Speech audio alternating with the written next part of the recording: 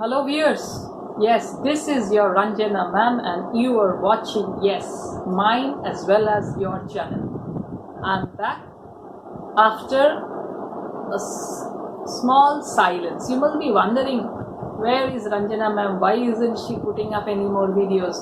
You know very well the lockdown, it has affected all of us. So for us, a lot of work pressure at home. But still, I have managed to come up with this video. Yes, you must be wondering what video it is. This time it is for my ISC students. Yes, The Tempest, Act 5, Scene 1. And since it is the last scene of this drama and a very lengthy one, more than 300 lines, so this will be in 2 parts and today is the first part. So do watch The Tempest, Act 5, Scene 1.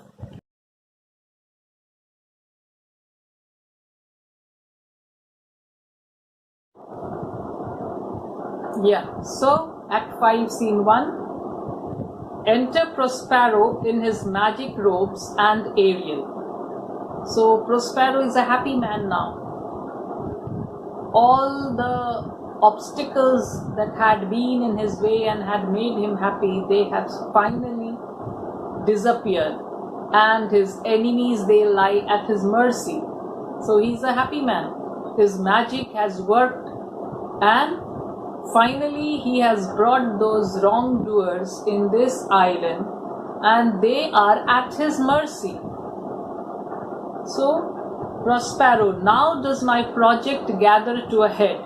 My charms crack not, my spirits obey, and time goes upright with his carriage. So Prospero, he says that my project gathered to a head, that means my plan is materializing. It's heading towards this maturity. My charms crack not, that my magic charms, they are working in a very successful manner. My spirits obey. Yeah, the spirits, Ariel and his subordinates, they are perfectly obedient. They are listening to his commands. And time goes upright with his carriage. And time is working in a very good manner. Things are progressing in a very nice manner. How is the day? So now he's inquiring about the time. He's asking Ariel, what hour of the day is it? So what does Ariel say? On the 6th hour, at which time, my lord, you said our work would cease. So he's telling it is 6 o'clock, and this is the time when you said our work would stop. I did say so. Yes, I said that. When first I raised the tempest. So when I raised the tempest for the first time, I really said that. Say, my spirit, how fares the king and his followers? So my spirit, tell me, how is the king and his followers doing? Confined together in the same fashion as you gave in charge, just as you left them. All prisoners, sir, in the lime grove which weather fends yourself. They cannot budge till your release. So Ariel says that I have kept them confined in the same manner as you had ordered me to do. The same manner as you had told me to do, I have kept them confined. So just in the same manner as you have left them in my charge, you have handed them over to my charge, and I have kept them in the same manner. They are all confined, they are all prisoners, and they are in the lime grove, which shelters your cell or your room. Cell is that place where Prospero used to stay. So which shelters your cell from bad weather. So the lime grove, group of lime trees, like when there are lots of mango trees in a particular area, we call it a mango grove. Regarding apple, we say apple orchard. So this is the lime grove, and they shelter Prospero's cell from foul weather. They cannot budge till you release. They cannot budge means move. They cannot move till you release them from the charm you have cast on them. So Prospero has cast his magic on them. The king, his brother, and yours. So, king, his brother Sebastian, and your brother Antonio abide all three distracted. So, they stay there in a state of distraction. And the remainder mourning over them, brimful of sorrow and dismay. And the remainder means the other, like Francisco, Adrian, Gonzalo.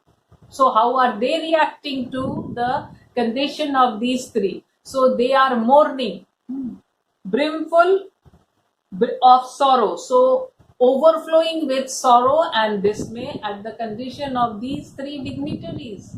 The king, the Duke of Milan, the king's brother, all of them in such a state of distraction that the other ones like Gonzalo, Adrian, Francisco, they are mourning over their condition. But chiefly him you termed, sir, the good Lord Gonzalo. His tears run down his beard like winter's drops from eaves of reeds. So, and chiefly the person whom you refer to as Gonzalo, good Lord Gonzalo, that person has been most badly affected. So he has been affected the most.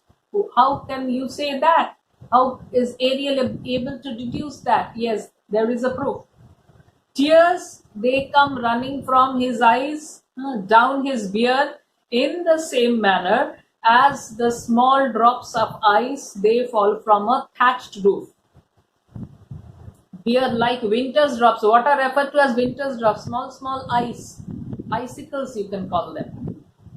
From eaves of reeds. So from the thatched roofs of houses, the way the droplets of ice fall. So tears are falling from his eyes and down his beard in the same manner.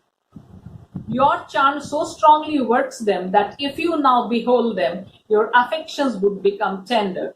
So your magic has so deeply affected them that if you yourself witness their condition, you would yourself feel pitiful.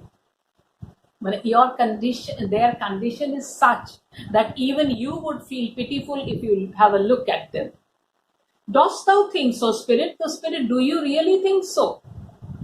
Mine would, sir, were I human. So had I been a human, I would have been affected by their condition. And mine shall. So if you had been human and you would have been affected, then yes, I am a human, so mine will also be affected. Hast thou, which art but air, a touch, a feeling of their affliction, and shall not myself, one of their kind, that relish all as sharply, passion, as they, be kindlier moved than thou art? So Prospero says, okay, then even I will be affected. And you are just Ariel, and what should we say? You are an airy spirit. And if you can feel such sympathy for them, then how can I not feel, being one of them? I'm a human being. So how can it be possible that I remain unaffected by their pitiful condition? So my feelings are similar to theirs. I have the same type of passions which they have. Since I am a human being, their passions or intense feelings and my feelings are the same. So if you can be moved, why can't I? Even I will be moved to sympathy. Though with their high wrongs I am stuck to the quick. So though on account of the wrong that they had done, yes, they had treated Prospero in a very wicked manner. They had really done something criminal, we would call it. So naturally Prospero was very deeply offended. He was very deeply touched by the wrongs meted out to him by these people. Yet with my nobler reason against my fury do I take part. And yet his nobler action, he will not be able to take revenge upon them, but to forgive them. Why? Because their condition evokes pity in him. And now he doesn't want to revenge himself anymore on them. Rather, he wants to act in a noble manner. The rarer action in virtue is in virtue than in vengeance. So, it is better to, the rarer action is in virtue. So, which is better? A virtuous act is much better than revenge. So, which is the virtuous act? To forgive them than taking revenge. So, yet my nobler reason against my fury do I take part. The rarer action is in virtue than in vengeance. So that is why he plans a virtuous act is to forgive them. So he plans to forgive them. He decides to forgive them. They being penitent, since they are repentant, they are feeling remorseful, sorry for what they have done. The sole drift of my purpose doth extend not a frown further. So that is why, since they seem to be repentant, remorseful, so he doesn't want to carry his design or plan of afflicting them anymore. He feels enough. They have suffered, they are repentant, so I don't want to carry on with my job of afflicting them. Go release them, Ariel. My charms I'll break. So Ariel, go and free them. I'll break my charms. That means the magical charms. Their senses I'll restore and they shall be themselves. So I will bring them back to their senses. They seem to be distracted. They seem to be out of sense. So I will bring back their senses and they will again become what they had been. That means at this moment, they are behaving as if they don't understand anything, a sort of idiot sort, out of their senses. So I will bring them back to their senses so that they regain their originality. They become the Duke of Milan, the King of Naples, the king's brother. I'll fetch them, sir. I'll go and bring them, sir. Prospero traces a circle, so he makes a circle, and now what is he telling?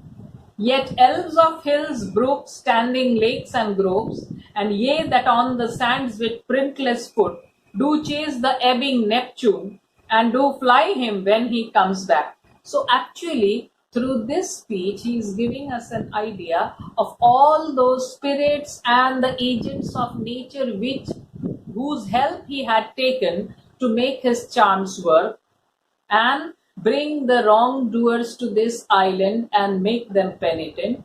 So he is now calling upon them. Why? Because whatever he had wanted to achieve, he has achieved.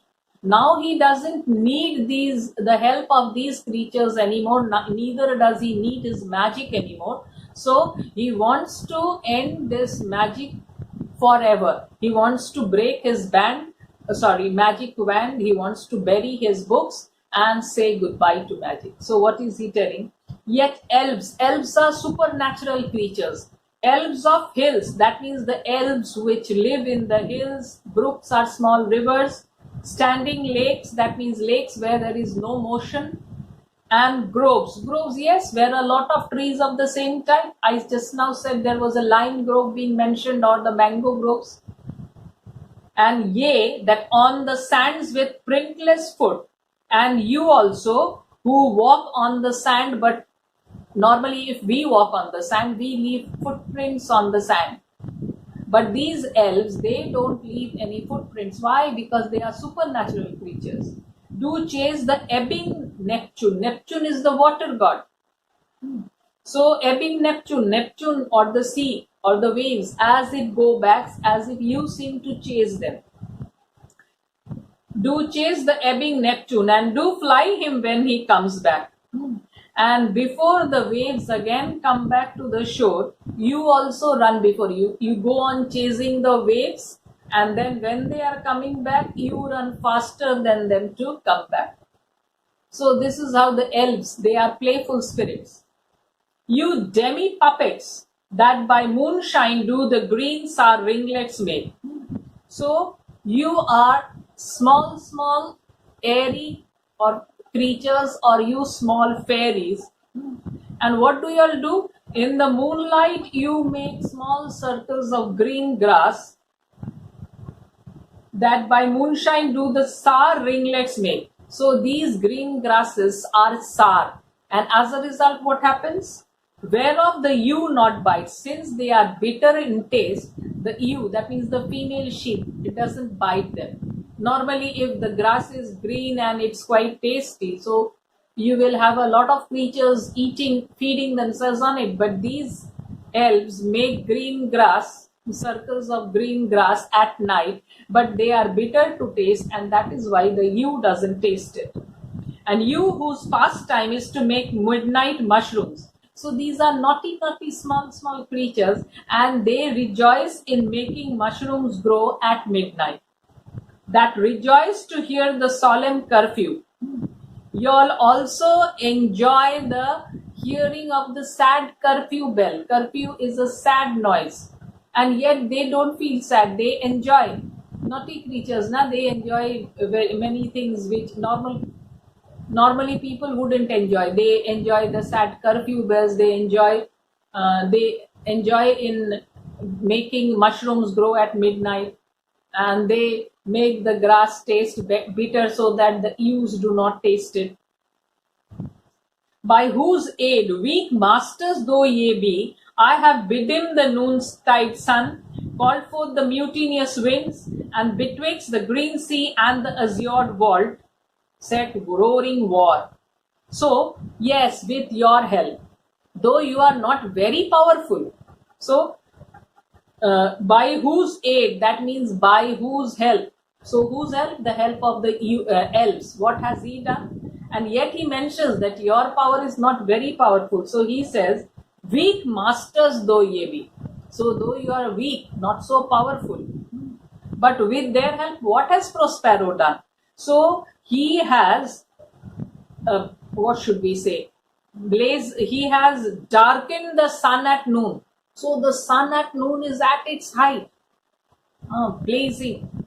But with the help of the elves, he has been successful in getting it covered with a cloud so that at noon it becomes dark. Called for the mutinous winds, yes. Raise the mutinous means rebellious winds. That means the tempest. So I have invoked the tempest. Call for the mutinous winds, and betwixt the green sea and the azured vault set roaring war. So set the green sea and the blue sky as if in conflict, as if at war. And rattling thunder have I given fire. To the dread rattling thunder have I given fire, and rifted Jove's stout oak with his own bolt. So what are the things he has done? He is going on mentioning with the help of these elves. What are the things? Though they are not very potent, and yet with their help, he has raised the tempest, he has darkened the sun at noontime, and not only that, he has made the green sea and the blue sky as if engage in a fight, in a strife. And he has also caused the thunder to flash fire, the lightning, and make the oak get split into two parts. Split open the oak, which is sacred to Jove. Jove is another name for Jupiter, the king of the gods. So, not only that, sacred to Jove with his own thunderbolt. So, with Jove's own thunderbolt, he has made the oak tree rip into two parts, or rather ripped open the oak tree. The strong base promontory have I made shake. So he has caused the rocky shore to tremble with the help of the elves, of course. He has used them in order to do these things. So the strong base promontory have I made shake, and by the spurs plucked up the pine and cedar. So not only that, he has uprooted the pine tree and the cedar tree. And what else? Graves at my command have waked their sleepers. So at his orders, the graves have opened up and uplifted their sleepers. That means the dead bodies have risen up. Sleepers in the graves are the dead bodies.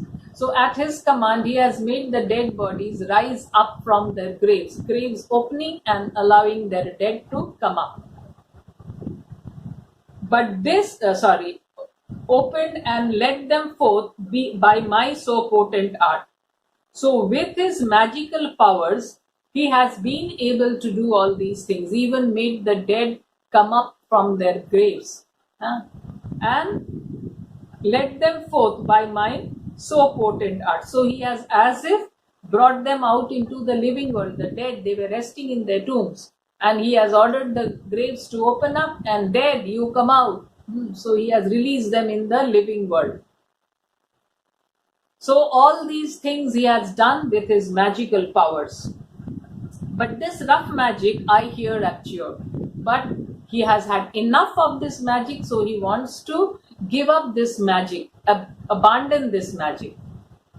And when I have required some heavenly music, which even now I do, to work mine end upon their senses, that this airy charm is for, I'll break my staff, bury it certain fathoms in the earth, and deeper than did ever plummet sound, I'll drown my book. So he now has made a resolution, what? That he will abandon his magic.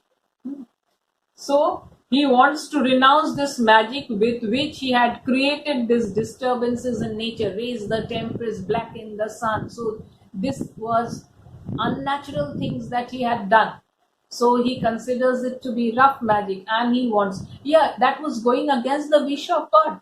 If the sun is shining in the noontime, it is God's wish. And he has, with his magical powers and the help of the elves, blackened it. He has raised the tempest. The tempest is not nature's one, it's a man-made one. So through his magic, he has created disturbance in nature, and he doesn't want to continue with it anymore.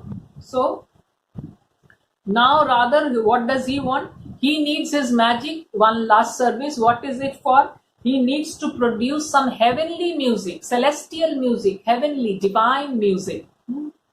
And why? Because he feels the music is the only medicine to cure distracted mind. So he feels these distracted people who are in a state of distraction, he wants to soothe their senses with celestial or divine heavenly music.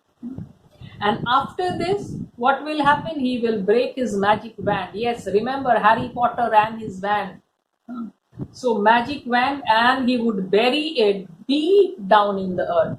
And what else? He will also bury his book of magic in the sea, beyond the depth that can be reached by a plumb line. A plummet is something with which you measure the depth of the ocean. So he will bury it deeper than any measurement can be obtained. He will bury it much more deeper. He will drown his magic books. So now very solemn music is heard. Enters Ariel. Here enters Ariel before. Then Alonso with a frantic gesture, attended by Gonzalo. Sebastian and Antonio in like manner, attended by Adrian and Francisco. So first comes Ariel, then comes Alonso, and he behaves as if he has lost his mental sanity. And who is attending him? Gonzalo. Then comes the two, Sebastian and Antonio, the two brothers, and one of Prospero and the other of Alonso. And they are attended by the two courtiers, Adrian and Francisco. Why? Because they are afraid that these two, if they are left on their own, they might commit something drastic. That is why Gonzalo has taken charge of the king, and Adrian and Francisco have taken charge of these two. They all entered the circle which Prospero had made. Remember, in the beginning of the speech, Prospero had made a circle. They entered that circle and stand, which Prospero had made, and there stand charmed. They still stand in a charmed manner. They are still captivated by the magic of Prospero, which Prospero observing speaks. So Prospero observes them and says, a solemn air and the best comforter to an unsettled fancy, cure thy brains, now useless, boiled within thy skull. So what does he want? How does he plan to bring them back to sanity? So he says, may the solemn music, which is the best medicine for a disturbed mind, May it cure the fevers of your brain. Your brain is as if boiling. It is in a state of illness. It is not. It is not healthy. Your brain is in a state of illness. So may your illness of the brain be cured by this beautiful music, heavenly music. So your brain now lies useless inside your skull, as if it is suffering from a fire of madness.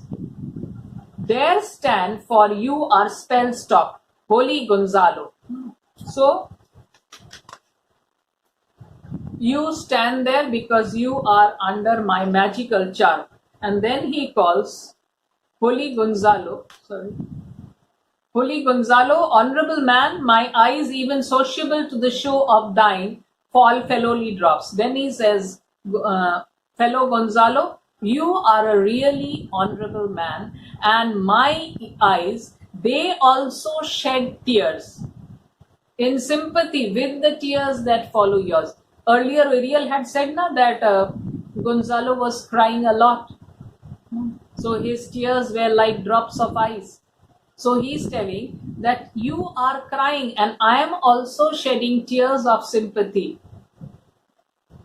Even sociable to the show of thine fall fellowly drops aside. Then he is speaking to himself. The charm dissolves apace, and as the morning steals upon the night, melting the darkness, so their rising senses begin to chase the ignorant fumes that mantle their clearer reason.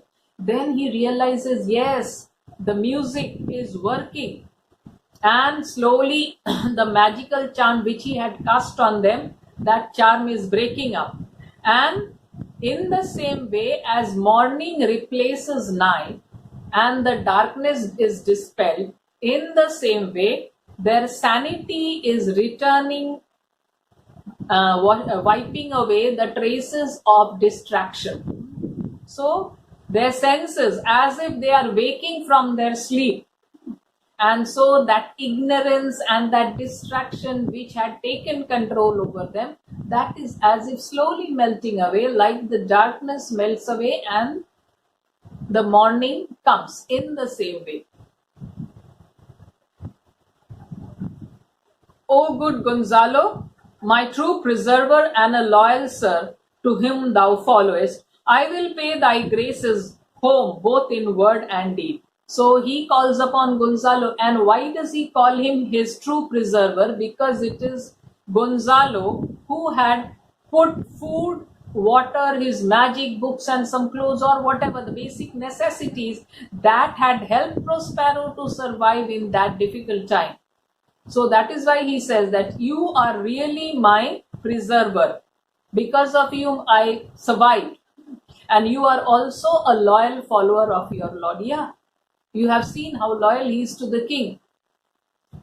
So I will repay your kind action when I reach home, both in words and in deeds. Most cruelly didst thou, Alonso, use me and my daughter. So Alonso, you have treated me and my daughter in a very cruel manner. Thy brother was a furtherer in the act. Your brother was an accomplice in this act. Thou art pinched for it now, Sebastian, and now you are feeling the pinches of guilt conscience. Your guilt conscience is pinching you for what you had done, Sebastian. Flesh and blood, you brother mine, that entertained ambition, expelled remorse and nature, whom with Sebastian, whose inward pinches therefore are most strong, would here have killed your king. I do forgive thee, unnatural though thou art. So then he tells his brother that, my brother, you were so ambitious that you threw away or cast away all feelings of pity and those natural feelings, and you conspired also. You conspired against me and threw me out of the dukedom. You conspired also with Sebastian to kill your king. And that is why Sebastian feels the pangs of guilt very sharply. So I forgive you, though you have acted in a very unnatural manner. aside, again he says, their understanding begins to swell. Yes, their understanding is swelling, is returning. And the approaching tide will shortly fill the reasonable shore that now lies foul and muddy. So soon their mind will be replaced with reason, which is now at this moment, in the absence of consciousness, it had seemed foul and muddy, like the shore which is foul and muddy, but when the waves come, it will wash away the foul and all the foul and mud, it will wash away and make it clean. In the same way, consciousness will come and take control over your abstraction. Not one of them that yet looks on me or would know me. So now, even now, not one of them could recognize him. Why? Because he doesn't look the Duke of Milan as he used to. So now he wants to appear before them in the same way as he used to look earlier, 15 years or was it 12 years ago. Ariel, fetch me the hat and rapier in my cell. So Ariel, go and bring my hat, and rapier is the sword from my cell. Exit Ariel and immediately returns. I will disguise me and myself present as if I was sometime Milan. Quickly, spirit, thou shalt ere long be free. So Ariel, go quickly and bring my hat and sword. I will discard my magic dress and appear before them as the former Duke of Milan. So Ariel, be very fast, I will soon set you free. So Ariel sings a song and helps to dress him up in the robes of the Duke of Milan. Where the bee sucks, there suck I, in the cowslip's bell I lie, there I couch when owls do cry, on the bat's back I do fly. After summer merrily, merrily, merrily shall I live now, under the blossom that hangs on the bough. So Ariel is very happy and he sings a song because he knows soon he is going to be free. So he says that I suck honey from the flower where the bee sucks. Yes, the bee also sucks the juice and makes honey from it. And he says that he will slip into the cup of a cowslip and lie inside it in a comfortable manner when the owl hoots. On the bat's back, he will chase after summer. Actually, after summer means when depart to a land of summer, and now he will lead a very happy life under the branch of a tree. So Ariel seems to be in a very happy mood. So while he is helping Prospero to get Rome, wear the dress of the Duke of Milan. So this song is denoting the happiness he feels at the thought that he's soon going to be free, and that is very natural. Why? Freedom is dear to all. None of us would like to remain slaves, however good the master might be, but everyone wants freedom.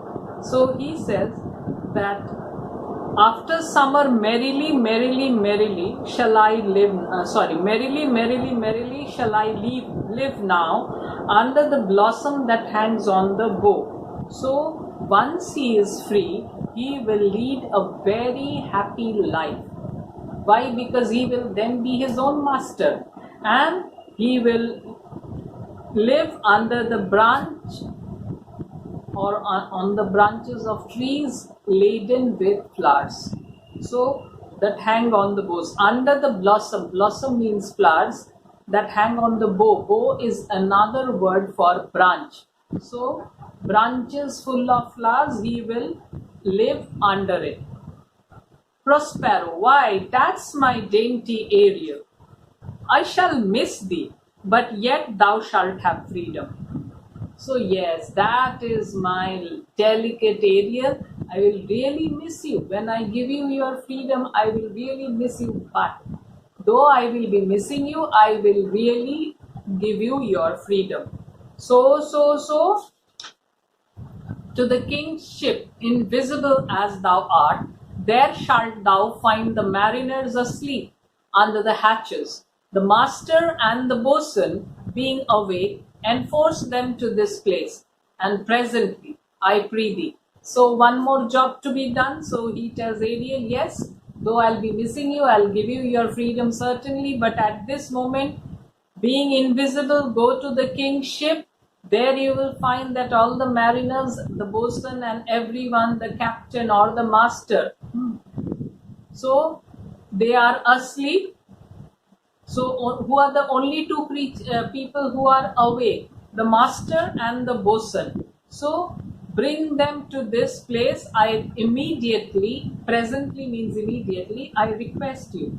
Ariel, I drink the air before me and return, or ere your pulse beat twice. So he said that I will run through the air and return before your pulse can beat for the second time. So he leaves. All torment, trouble, wonder and amazement inhabits here. Some heavenly power guide us out of this fearful country. So though he looks at Prospero, he's still in a state of trance and he cannot believe whether what he is seeing is illusion or reality, because see, food came, they thought it to be food, strange creatures came, and the moment they were going to dine on it, they disappeared. And now he sees someone looking like Prospero. So he cannot believe it. He thinks it must be an illusion. So he says, all torment, trouble, wonder and amazement. So this island, it is a cursed island. Why? Because you have everything here. You have pain here, torment. You have trouble here. You have confusion, bewilderment. Everything is present here.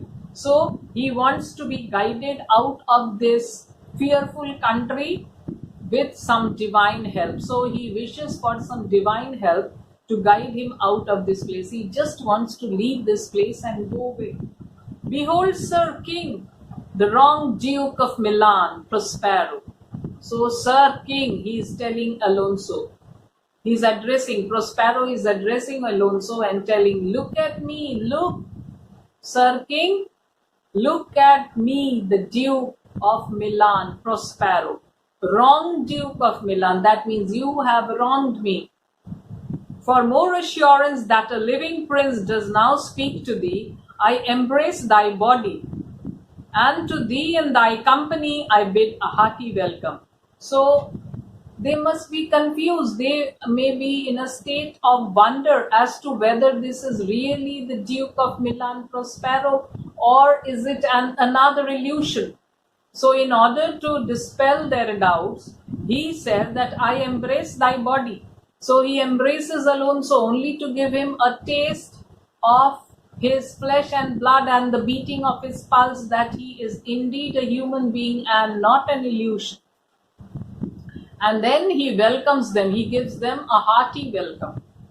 Whether thou beest he or no, or some enchanted trifle to abuse me, as late I have been, I know not. So even then also he is in a state of confusion. He finds it very difficult to believe. How can Prospero be in this God-forsaken island? That Prospero, who had been left to the mercy of the sea, how can he survive and be in this island? So he thinks it must be one of the magical illusions. So he says, whether you are really Prospero or not, or you are some, again, illusion here to deceive me, because of late I have been deceived quite a number of times. So I don't know, I'm not certain whether you are some illusion or you are really Prospero. Thy pulse beats as of flesh and blood, and since I saw thee, the affliction of my mind amends, with which I fear a madness held me. But still, he confesses that yes, your pulse beats like any other human being.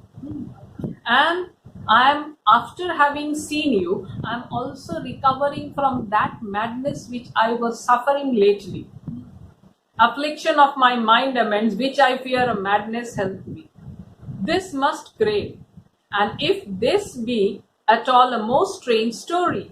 So he says that this must be really strange If you are really Prospero, if I have seen not an illusion but a real existence of Prospero, the erstwhile Duke of Milan, then it must be a strange story which you have to tell me.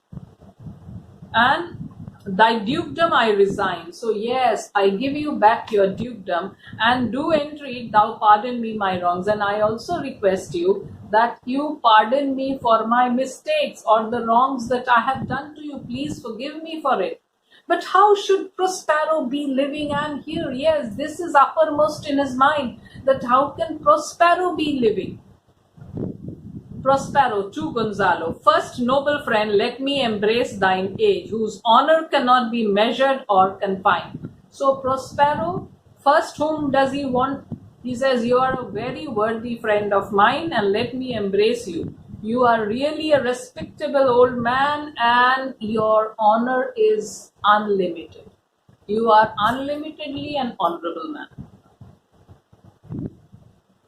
Whether this be or be not, I'll not swear. So even now Gonzalo is in a state of fix. So he says, I cannot really vouchsafe whether this is really what I see is real or it's an illusion. I mean, he's still in a state of bewilderment.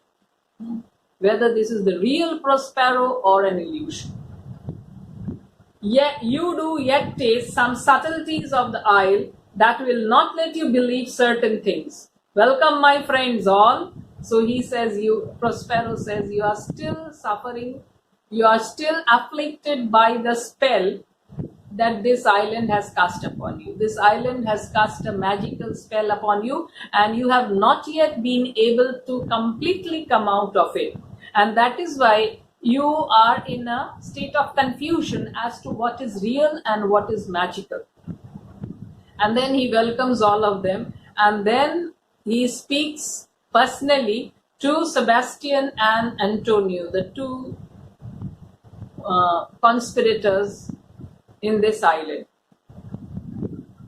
But you, my brace of words, were I so minded, I here could pluck his highness's frown upon you and justify you traitors. At this time, I will tell no tales. So he says, you too, Lord, if I had wished, I could have made the king be displeased with you. Why? I would have told him about the conspiracy you both had hatched to kill him, and then the king would have been displeased with you. But I am in no mood for it. I am not going to disclose these secrets. These threatening them, giving them a warning. Sebastian, the devil speaks in him. So Sebastian feels that it must be the devil. He's prompting him. Why? Because how could Prospero know what they had planned? He wasn't present there. Ariel was present there, and even Prospero with his magical powers knew. But Sebastian cannot believe it to be true, and he says it must be the devil is telling him, making him speak all these things. Prospero, no. For you, most wicked sir, whom to call brother would even infect my mouth. I do forgive thy rankest fault, all of them, and require my dukedom of thee, which perforce I know thou must bestow. So then he talks to Antonio. He says, I forgive you too. He forgives Sebastian and he says, I am forgiving you too, whom calling brother would make my mouth infected. I don't feel like calling you a brother. Addressing you as brother would be infecting my mouth. So I forgive all your most vile faults, most wickedest faults that you have committed, wickedest crime that you have committed. I forgive you all of them. But now I demand my dukedom from you, and you know you cannot hold it back even if you wish. Yes, because he knows, Antonio knows that if he wants to keep the dukedom to himself, what will Prospero do? He is under the powers of Prospero. Prospero will tell the king of Naples what he had planned. So yes, even if not willing, out of fear only, Antonio will relinquish his claim to the dukedom. So Alonso, if thou beest Prospero, Give us particulars of thy preservation. How hast thou met us here, whom 3 hours since were wrecked upon this shore, where I have lost? How sharp the point of this remembrance is, my dear son Ferdinand. So he says, if you are really Prospero, so tell us, let us know the details of how you managed to survive. So give us particulars of thy preservation. So give us details of how you managed to survive, how you preserved yourself, how you have met us here. Tell us how you have met us here, because we have come to this island only 3 hours ago on account of the shipwreck. And in this shipwreck, I have lost my dear son Ferdinand. And he says that I have lost even the pangs of sadness. So how sharp the point of this remembrance is. So this remembrance that I have lost my son, how sharp is this pang of sadness? Prospero, I'm woo for it. So yes, I'm sorry for it. But Prospero doesn't disclose that Ferdinand is not dead. He is alive. He is keeping it a suspense. Irreparable is the loss, and Patience says it is past her cure. So he says, Alonso says that the loss is irreparable. Yeah, losing a son, it is an irreparable loss. It cannot be repaired. And Patience is being personified here. Patience says it is past her cure. So even Patience is telling me that it cannot cure my grief. Patience has no cure for my sadness, So, Prospero, I rather think you have not sought her help, of whose soft grace for the like loss I have her sovereign aid, and rest myself content. So Prospero is still keeping the suspense and telling, I rather think that you haven't asked for the help of Patience. You are saying Patience has no cure for your sadness, but I don't think you have even approached Patience. So I rather think you have not sought her help, of whose soft grace for the like loss I have her sovereign aid. So, because I have also suffered a similar loss, and Patience has been good enough to help me in my hour of loss. So I have also suffered a similar loss, but I have sought the help of Patience, and Patience has helped me, given me adequate help in bearing this loss. You the like loss, so Alonso says, you have also suffered a similar loss like that of me. As great to me as late. Yeah. Yes, it is also great to me, a great loss to me, and it is also a recent loss. Yes, today itself. Same for Alonso, same for. But one thing, Alonso thinks his son is dead. A sad event. And Prospero has lost his daughter, but not physically in that sense. It's not a sad loss, it's a happy loss, where he has given, his daughter has been taken by Ferdinand. He has lost his daughter to Ferdinand, but this loss is a happy one. And Alonso's loss, which he thinks he has suffered, is a sad one. As great to me as late, and supportable to make the death loss, have I means much weaker than you may call to comfort you, for I have lost my daughter. So he says that yes, it is a great loss, and it is also a recent one. Not in the shipwreck. I haven't lost Miranda in the shipwreck. I have lost my daughter here.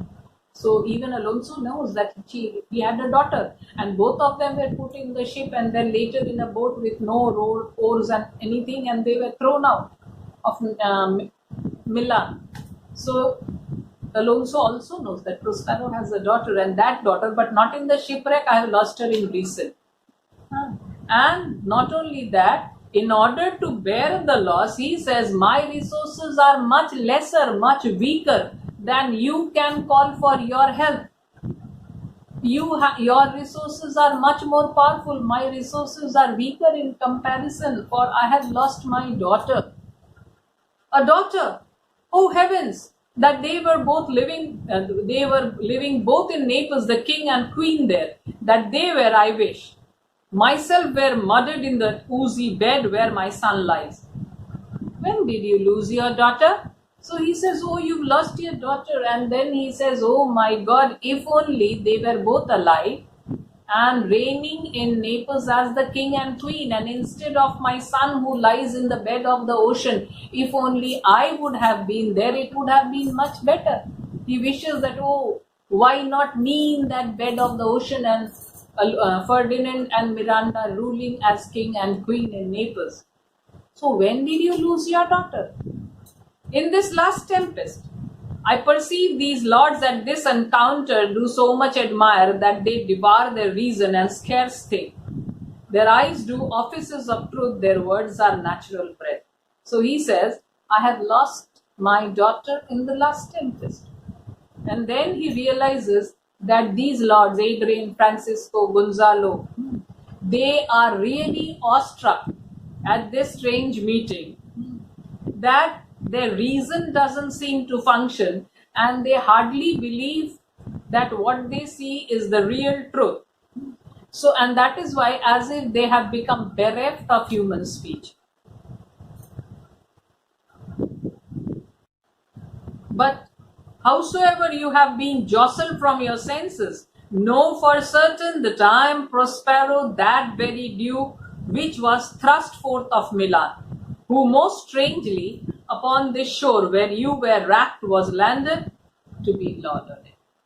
So he says, but however you may be finding it difficult to believe, you may have been at the receiving end of your wits, but hear it from me that I am Prospero, the duke who was thrown out of Milan, and by the mercy of God I was cast ashore. I came to this shore on which you reached on account of the shipwreck, and I have become the master of this island. No more of this, for it is a chronicle of day by day, not a relation for a breakfast, nor befitting this first meeting. So he says that I won't go into details of what happened after I landed in this island and how I became the master of this island.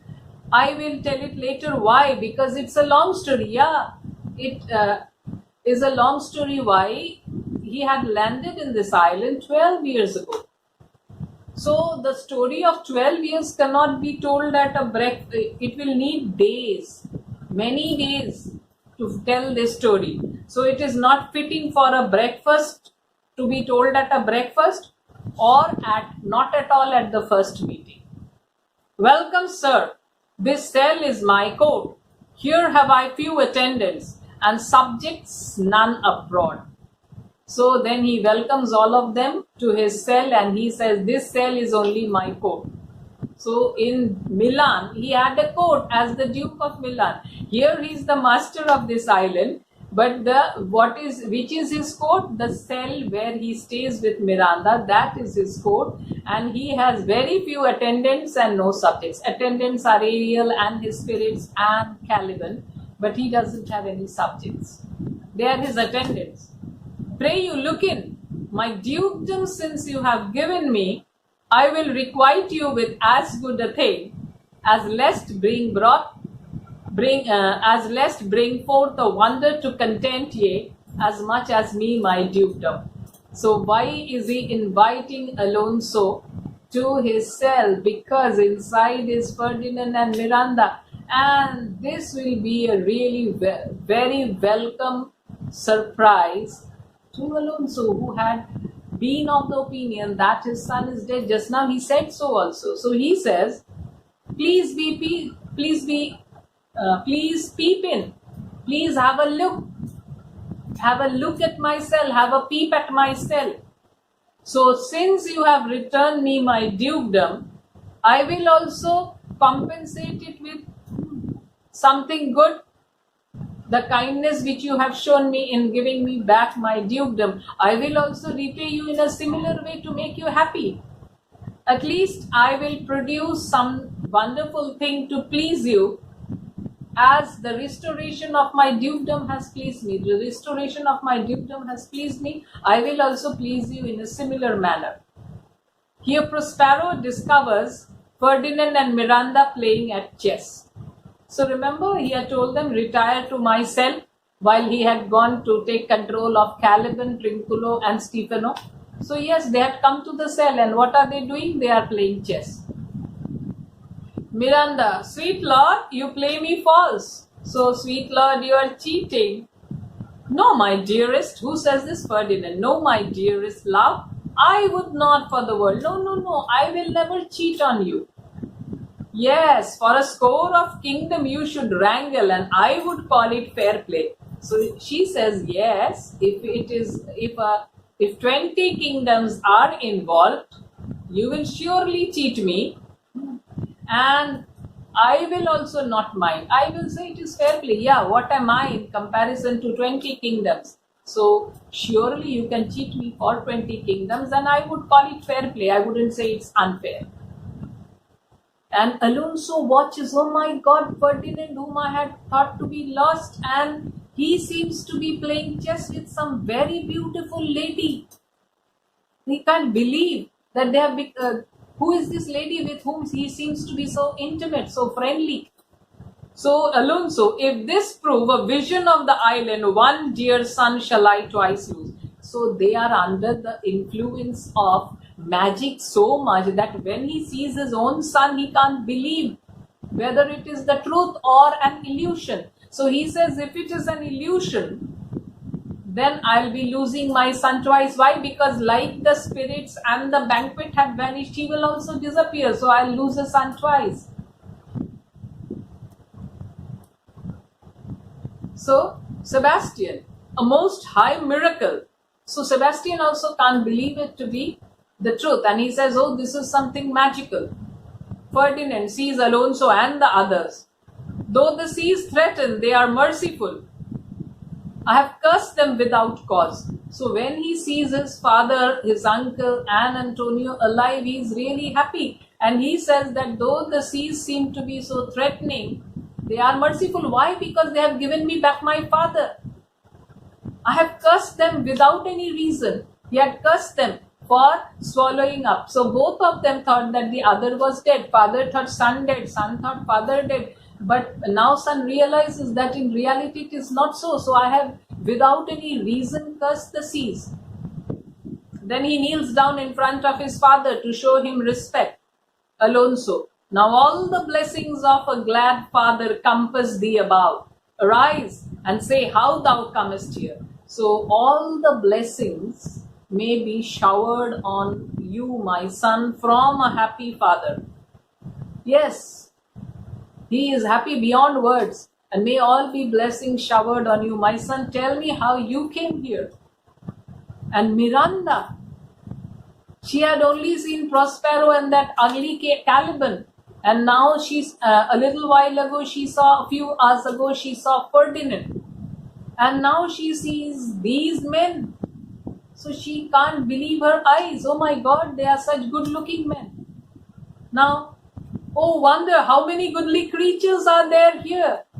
How beauteous mankind is, poor girl. She had only seen her old father and that ugly Caliban, and she did not have an idea, because when she had left the island, she was just 3 years old. So she has no idea how beautiful mankind is. And now she sees such nice specimens of human beings. Oh, brave new world that has such people in it. So she is really impressed. So she says, mankind must be really beautiful. It is as if something new to her, a new world opening in front of her, having such wonderful creatures. Prospero, it is new to thee. Yeah, to you it is new. What is this maid with whom thou wast at play? So who is this lady? Who is this maid? Maid means not a maid servant. Here maid means an unmarried female. So who is this girl with whom you were playing? Your eldest acquaintance cannot be 3 hours. At the most you must have met her 3 years ago, 3 hours ago. Your getting acquainted with her would not be more than 3 hours. Is she the goddess that had severed us and brought us together, us thus together? So is she the goddess of this island who had made us part, and now she has united us again?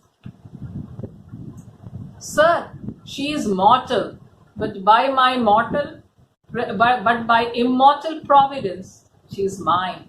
So, no, sir, she is not the goddess of the island. She is a human being like us. But it is by the mercy of God that now she is mine. I chose her when I could not ask my father for his advice. So I selected her when I had thought my father to be dead, so I could not take his permission, nor thought I had one, and not believe that my father was alive. My father was not present there, so I could not take his advice or permission. And that time I had believed that I didn't have any father. I had believed my father to be dead. She is the daughter to this famous Duke of Milan, of whom so often I have heard renowned but never saw before. So she is none other than the daughter of this Duke of Milan, about whom I had heard so much. The renowned Duke of Milan, I had heard about him so much, but I had never got the opportunity to see him, of whom I have received the second life. So, from whom I have got a second life. He is responsible for my preservation. The second father, this lady makes him to me. He is my second father, means father-in-law. Biological father is Alonso, and this is his second father, father-in-law. And Miranda has made Prospero Ferdinand's father-in-law. Alonso, I am hers. Okay, then if he is your father-in-law, I become Miranda's father-in-law. But oh, how oddly will it sound that I must ask my child's forgiveness. But how strange or how bad it would sound that I should ask my own daughter for forgiveness. Why? Because he realizes how unjustly he had treated Miranda when she was a small child, with such cruelty. So I have to ask her for forgiveness. But how odd it would seem. Prospero, there, sir, stop. Let us not burden our remembrance with a heaviness that's gone. So, sir, please stop. Let us not load our memories with a sorrow which has passed. The sorrow is gone. Let's not try to relive it. So, I'll stop here, and the remaining I will do it in another class. Otherwise, you will get bored of it. As it is, the video is quite long. This part also is quite long. So now nearly 140 lines remain. So that I'll do in my second part. So for the time being, let me bid you goodbye. And during lockdown, keep on studying. You've got a lot of time, and follow my other videos. And don't get restless. Ranjana ma'am is there. So whenever I find time, even I am really stressed physically as well as mentally. So I am trying my best, and I'll be with you. I'll finish the syllabus. So don't think that ma'am has forgotten. So good night and have a happy lockdown. Stay safe, stay inside. Don't go outside. That is the only way to keep yourself safe. Keep yourself strong by remaining inside. Bye.